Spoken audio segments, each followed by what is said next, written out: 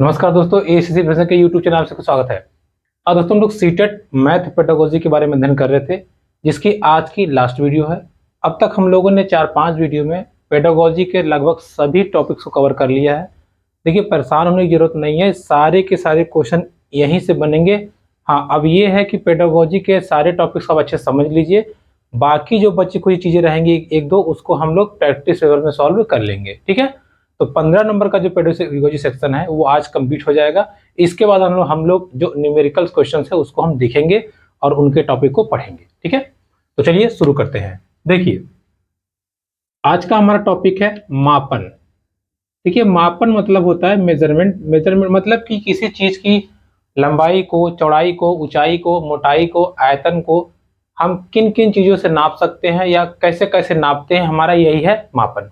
लेकिन क्वेश्चन आपको अक्सर देखने को मिलता है, आपसे पूछ लेता है कि कोई वस्तु है, उसकी लंबाई मापने के लिए, चौड़ाई मापने के लिए आप किन किन तरीकों का या किन किन स्टेप्स का इस्तेमाल करेंगे। ठीक है, तो उसके लिए हमें कुछ चीज़ों को समझना जरूरी है। जैसे देखिए, फॉर एग्जाम्पल अगर हम आपसे कह दें कि अब बताइए इन दोनों में कौन ज़्यादा लंबा है या कौन मोटा पतला है, तो आप ऐसे कंपेरिजन करेंगे। लंबाई के परिप्रेक्ष्य में आप कहेंगे ये पेन इस मार्कर से लंबी है। अगर मोटाई के परिप्रेक्ष्य की बात कहें तो आप कहेंगे ये मार्कर इससे मोटा है। अर्थात किसी भी चीज को मापने के लिए, चाहे लंबाई हो, मोटाई हो, चौड़ाई हो, आयतन हो, क्षेत्रफल हो, कुछ हो, किसी भी चीज के मापन में सबसे पहले आप क्या करते हैं? तुलना करते हैं।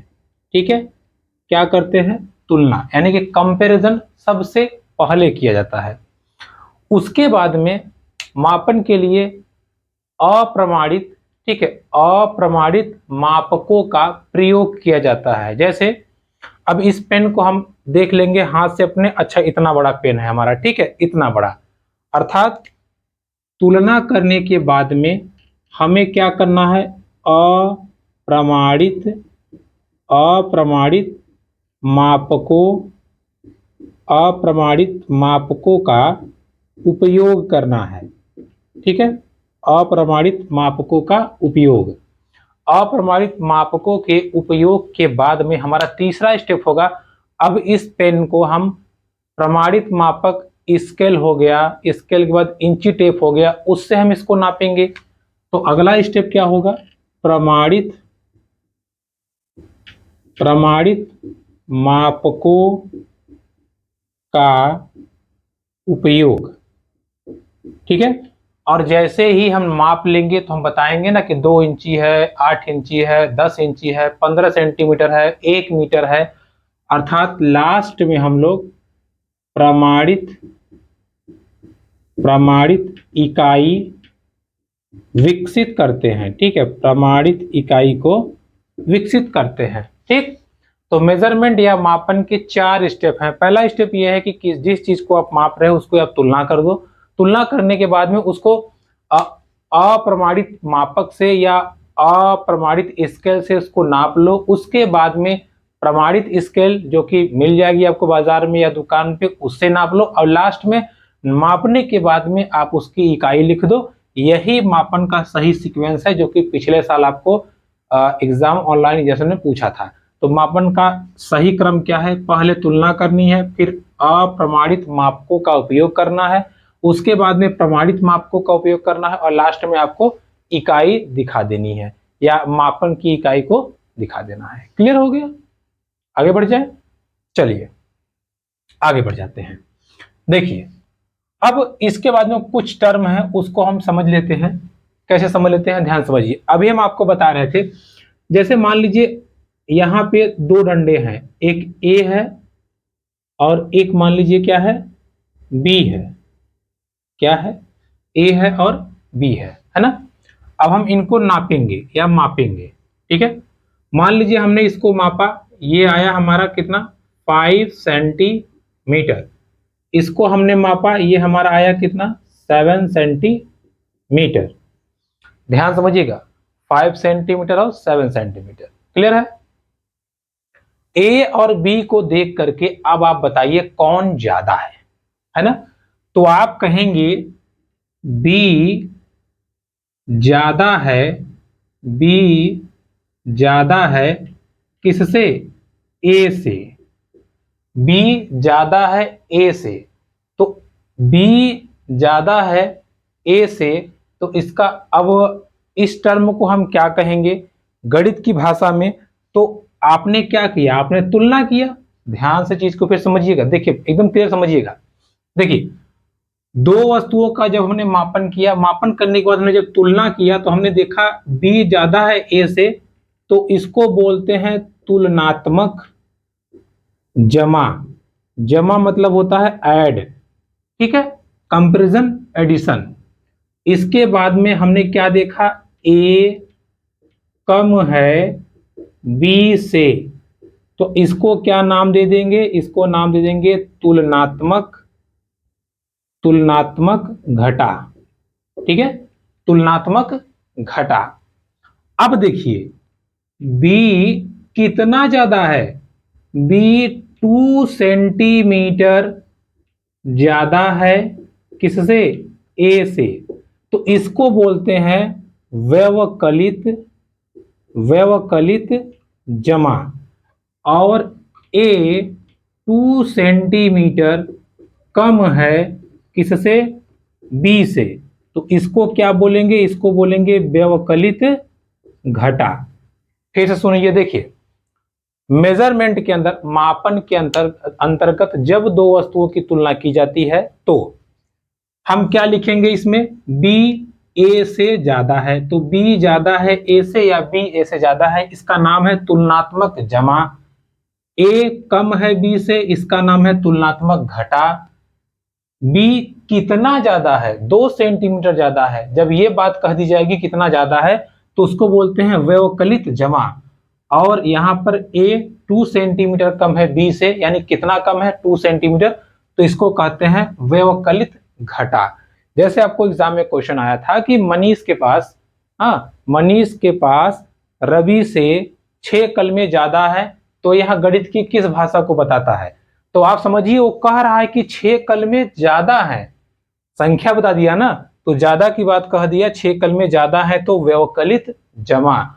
अगर वही कहा होता कि मनीष के पास रवि से ज्यादा चॉकलेट है, संख्या नहीं बताया, केवल कह दिया ज्यादा चॉकलेट है, तो आप बताएंगे तुलनात्मक जमा, ठीक है।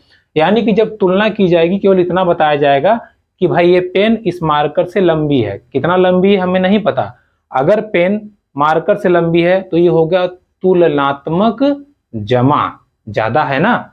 अब दूसरी बात, ये पेन इस मार्कर से 1 सेंटीमीटर लंबी है, तो ये हो जाएगा व्यवकलित जमा। जब संख्या की बात कह देगा तो व्यवकलित, और संख्या की बात नहीं कहेगा तो तुलनात्मक। क्लियर है? चलिए आगे बढ़ते हैं। तो इन चीजों को थोड़ा सा आप ध्यान रखिएगा, एग्जाम में पूछता है तो आपका काम हो जाए, ठीक है। इन शब्दों का मतलब अगर आप पकड़े रहेंगे तो क्वेश्चन आप धड़ास उड़ा देंगे, और ये तय है आना है। देखिए पेडागोजी का सेक्शन बहुत छोटा है, हालांकि आप सिलेबस देखेंगे तो पता नहीं क्या क्या लॉजिकल थिंकिंग फलाना ढिमकाना लिखा है, तो ये सब इसी में इनबिल्ड है। टॉपिक आपका बड़ा नहीं है, बस ये है कि आप कितना जल्दी चीजों को पकड़ लेते हैं। देखिए इसके बाद में बात आती है, जैसे कि हमें बच्चों को जोड़ सिखाना हुआ, घटाना सिखाना हुआ, कुछ भी हो गया, चाहे जोड़ सिखाना हुआ, घटाना सिखाना हुआ, गुणा सिखाना हुआ, भाग सिखाना हुआ या भिन्न सिखाना हुआ, ठीक है।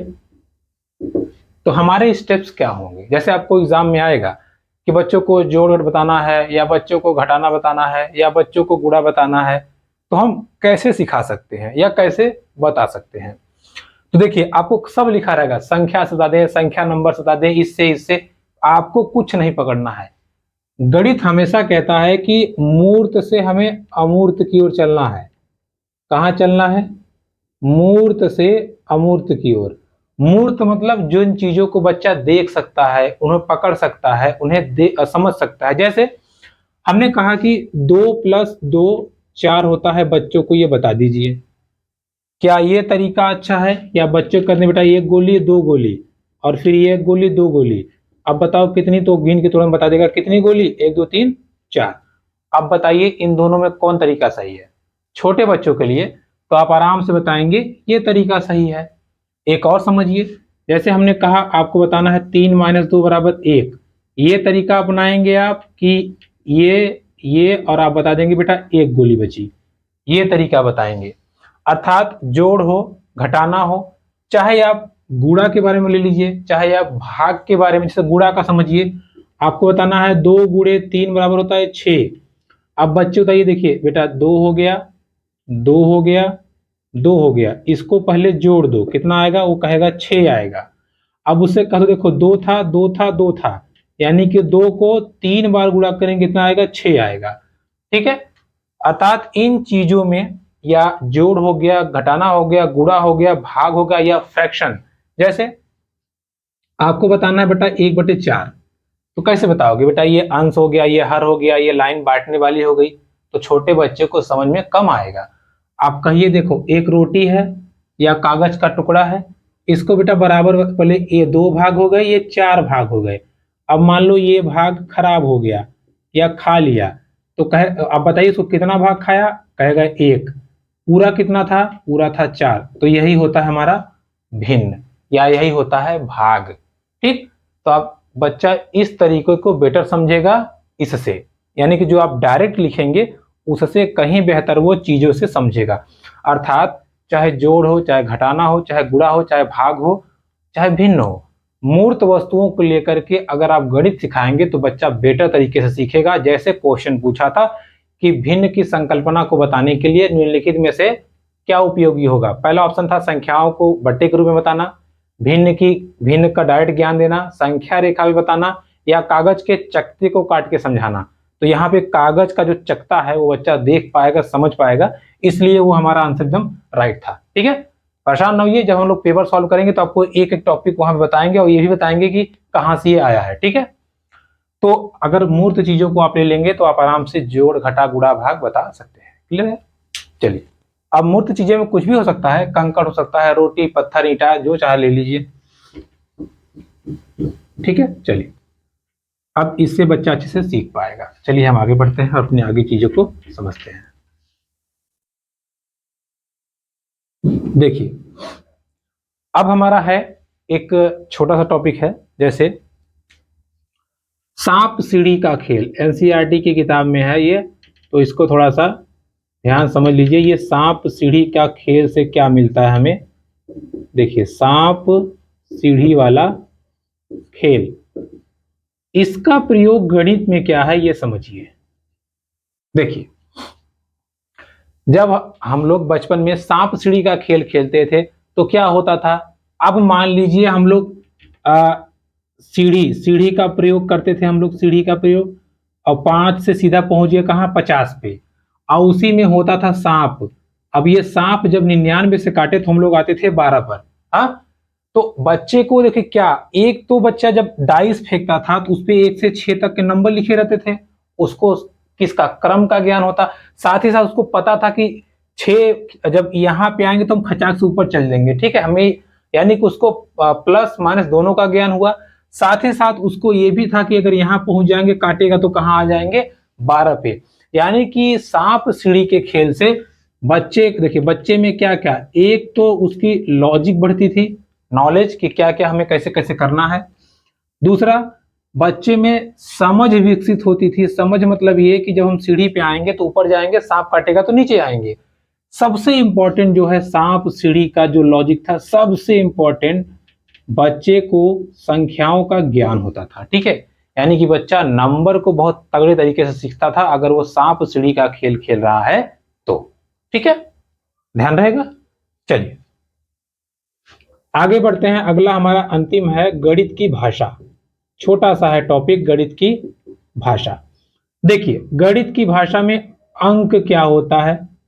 अंक एक सिंबल होता है जो क्या दिखाता है?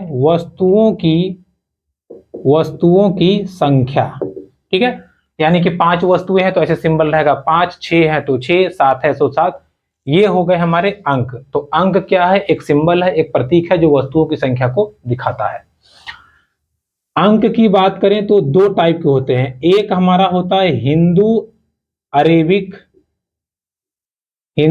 Arabic numerals. ठीक है, न्यूमेरल्स मतलब नंबर्स। जैसे इसमें होता है 0, 1, 2, 3 ऐसे डॉट डॉट अनंत तक। हिंदू अरेबिक में स्थानीय मान का बहुत महत्व है।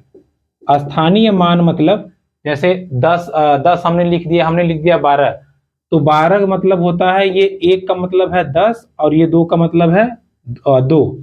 हमने लिख दिया 120, तो ये 1 का मतलब 100 है, इसका मतलब 20 है, ठीक है। या मान लीजिए 9 है तो इसका मतलब 9 है।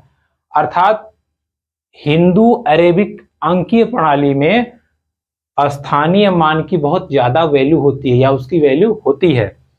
दूसरा हमारा तरीका था रोमन।